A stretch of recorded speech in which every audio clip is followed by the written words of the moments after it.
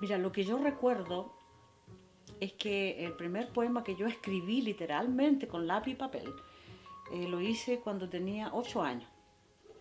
Y se trataba de hablar de un hombre que yo vi pasar por la ventana de la escuelita donde yo estudiaba, que era una escuela muy pequeña, que no tenía grandes recursos como las de hoy, una escuela donde uno tenía lo básico, lo elemental, ¿no? Yo vi pasar un hombre que llevaba una pala en el hombro y una especie de saco detrás. En esa oportunidad a mí me pareció que ese hombre llevaba una carga tan grande de tristeza, de desolación, de soledad, que era más que pobre físicamente, era pobre de alma, de espíritu, y que si yo le escribía, el hombre iba a ser un poquito más feliz. Eso pensé en mi inocencia de niño, y le escribí.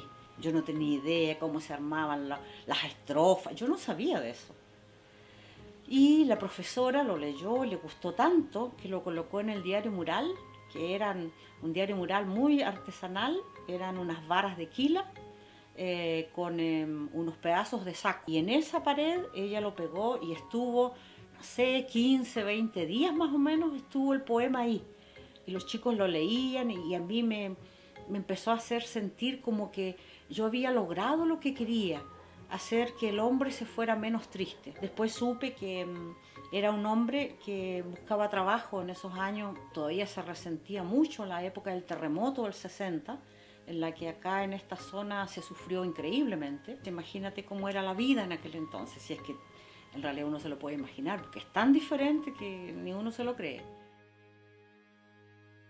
Lo que más me gusta de la poesía es cuando tú lo estás leyendo y se te van empezando a erizar los pelos de los brazos. Y tú sientes una cosa que te, te completa, una cosa que te hace sentir vivo. Cuando leo un texto y voy ahí saboreándolo, porque las palabras yo las saboreo, las masco, las degusto, las huelo, las toco, las cimbro, las abrazo, hago de todo con las palabras, me fascinan las palabras. Yo me siento completa, me siento llena, me siento viva, me siento persona, me siento ser humano. Y creo que eso es lo que debe hacer el poema en el que lee. Esa es la gracia del poema, de alguna forma hacer que el lector se encuentre con ese yo que hay más allá de la piel. Yo creo que la poesía justamente está orientada a hacer que el ser humano se encuentre con él mismo. Por un instante, tan solo, puede ser la lectura de un poema de 3 minutos. Pero si ese ser humano logró emocionarse y logró que se le erizaran los pelos en los brazos, valió la pena el esfuerzo del que escribió el verso y valió la pena esta comunión que se da entre dos seres que tal vez nunca se conozcan.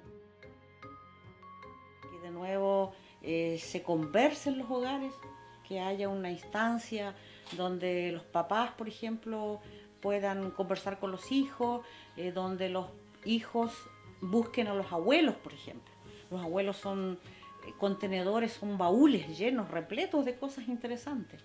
Pero el niño tiene que buscar también, no puede estar esperando permanentemente que los profesores lo estén empujando a que hagan cosas. El niño tiene su propia iniciativa, su propia capacidad y así como lo hizo uno cuando era muy pequeño, la imaginación que había antaño, hoy día los niños de muchas maneras la pueden incluso retratar porque tienen los elementos.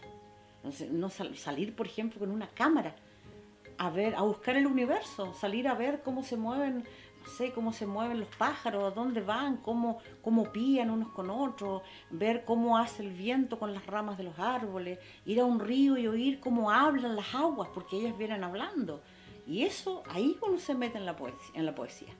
Así es una manera y de ser más sensible también, de estar más atento, con el ojo largo, el oído ancho, permanentemente. De los primeros libros que leí siendo muy pequeña fue Robin Hood. Y después leí mucho a Emilio Salgari también, siendo de 7 8 años.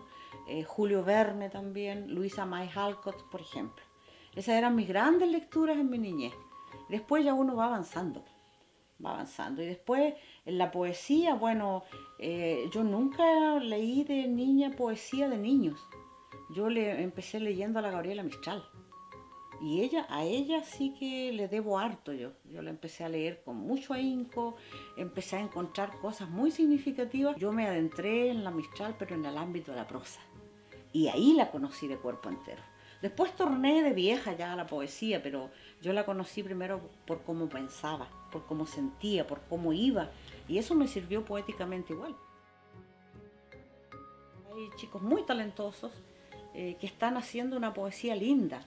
Donde está el Domingo Retamal, donde está el Jano Paso, por ejemplo, que son chicos a los que yo admiro y que yo sé que esas son las voces que vienen para vivir lo que nosotros hemos andado, porque uno se va apagando, nosotros ya tenemos que retirarnos y es bueno que ellos vengan también con su propia voz, pero a la vez también mirando a los que estuvieron antes, porque todos tenemos que dejar algo y todos tenemos algo que decir. Me parece necesario y me parece que todavía la sociedad misma está en deuda. Yo siento que se hacen cosas, lo valoro inmensamente, pero yo siento que todavía hace falta mucho más apoyo y compromiso si queremos que este país siga creciendo en el ámbito de la cultura, así como en la ciencia. Creo que para un poeta lo ideal es nacer en el campo, porque el campo es, la naturaleza es una especie de libro abierto donde tú lees sin que nadie te cobre, tú lees gratis. Están replicados todos los procesos de la vida, ahí ahí están, hechitos. Y después tú llegas y lo aplicas al resto del universo nomás, pero ya están asentados en ti.